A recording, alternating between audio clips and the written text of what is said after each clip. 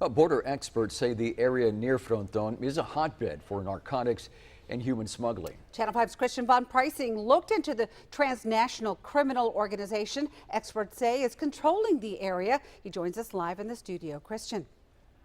Law enforcement knows different segments of the border are controlled by different criminal organizations. Here in Fronton, we're told the Gulf Cartel is running things along the border. This is where Fronton sits. It's a small border community 3 miles west of Roma. Across the river from Roma is Miguel Alemán. It's a smuggling municipality where a lot of safe houses are located. I spoke to UTRGV professor Guadalupe Correa Cabrera about the kind of organized crime along this part of the border. She says the area around Miguel Alemán has a reputation.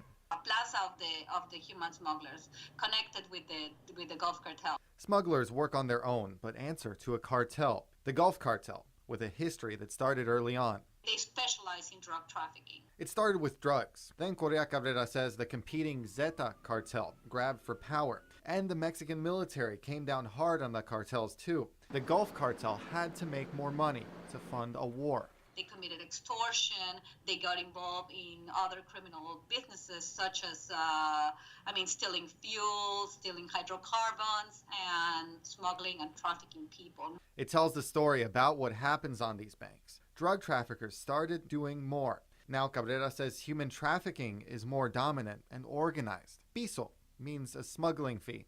It's a word that's used here. They have to pay piso in order to cross the river. She says everyone, smugglers, immigrants, have to pay something to the Gulf Cartel. It means things are tense along this river. When you see a boat or people trying to swim, usually they don't do it for fun. That's how things work here on this rural stretch of the Rio Grande.